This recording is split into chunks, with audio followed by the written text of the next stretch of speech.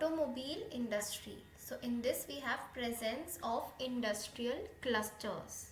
जैसे हमारे हैं इसमें Delhi NCR. So industrial clusters के under we have Delhi NCR region, वो एक क्लस्टर की तरह एक्ट करता है. Then we have Pant Nagar. Then we have under this is Pune भी है, पुणे हो गया. फिर Jamshedpur region. Then we have Hosur and उसके साथ है आपका चेन्नई. तो ये है सारे इंडस्ट्रियल क्लस्टर्स के एग्जाम्पल. देन रीजन्स की स्पेसिफिकली बात करें फॉर चेन्नई में हमारा क्या वो रहे फैक्टर्स जिससे इतनी ह्यूज ऑटोमोबाइल इंडस्ट्री बनी. सो फैक्टर्स फॉर चेन्नई, सबसे पहला रहा कि it is a huge market for automobiles in itself.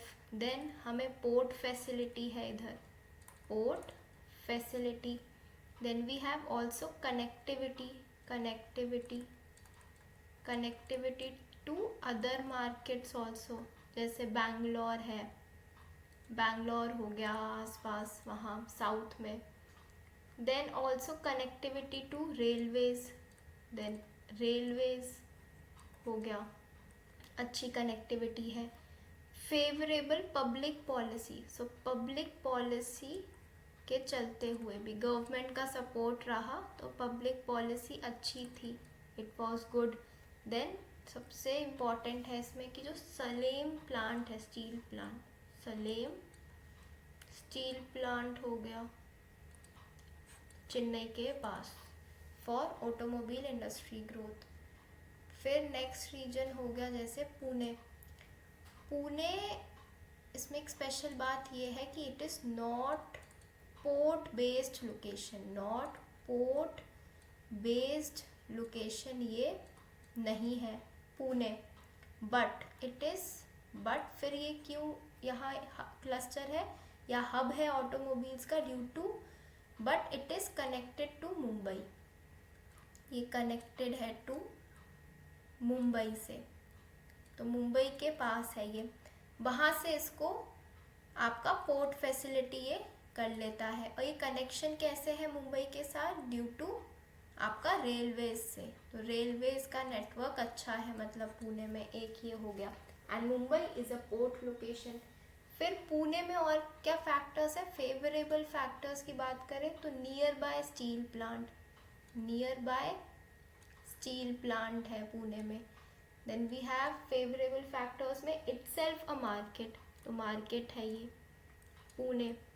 Then we have favourable government policy. So government policy इसमें भी अच्छी थी, तभी ये एक्सपैंड कर गया यहाँ. देन वी हैव जमशेदपुर में ये है कि टाटा ट्रक मैन्युफैक्चरिंग फैसिलिटी है यहाँ. तो टाटा ट्रक मैन्युफैक्चरिंग फैसिलिटी है, तो इसकी अच्छी खासी डिमांड है ऑटोमोबाइल्स की इन जमशेदपुर. और स्टील प्लांट भी है यहाँ, तो यहाँ तो काफ़ी चीज़ें हैं. Steel plant, so we have steel plant over है इन जमशेदपुर. और स्टील ही ऑटोमोबाइल इंडस्ट्री के लिए क्या है, major raw material. Steel serves as the major raw material for automobile industry. फिर Jamshedpur is connected to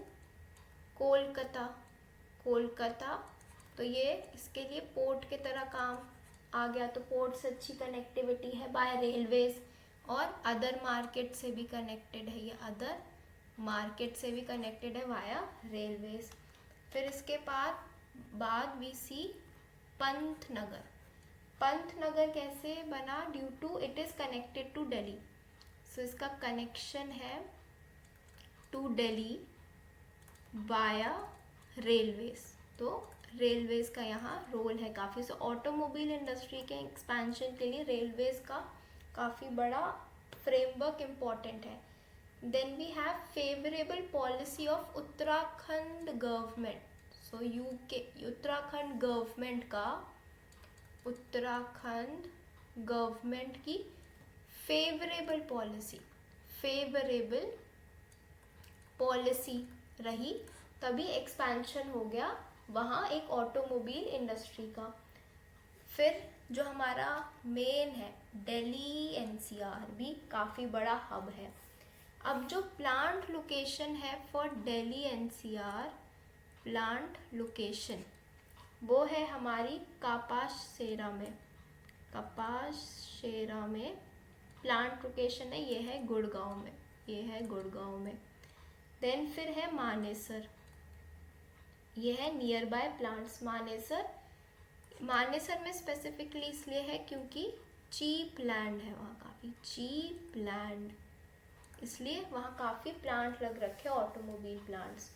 but जो दिल्ली है, अगर स्पेसिफिकली दिल्ली की बात करें तो दिल्ली में नो ऑटोमोबाइल इंडस्ट्री, दिल्ली में कोई इंडस्ट्री है नहीं। क्यों? क्योंकि पॉलिसी ऐसी है कि पोल्यूशन को चलते हुए तो वहाँ इंडस्ट्री लगाना मना है। और क्या रीजंस है इस क्लस्टर में? और रीजंस हुए जो फेवरेबल है हमारे, जैसे हो गया government support.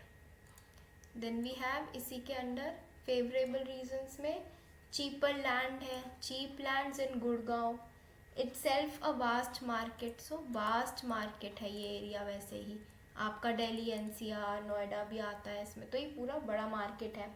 Then connectivity to other markets है, सो अदर मार्केट्स में भी इसकी रीच है अच्छी खासी। But no steel plant nearby नहीं है। दिल्ली में तो इंडस्ट्री नहीं है और नो स्टील प्लांट।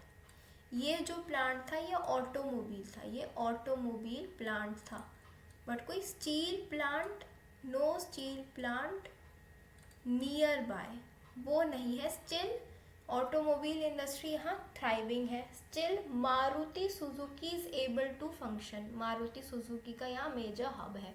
तो इसका रीज़न है due to economy of scale. So economy of scale के चलते इन लोगों ने इतना एक्सपेंशन कर लिया है। इकोनॉमी ऑफ स्केल का ये मतलब हुआ कि keeping profit margins per unit लो।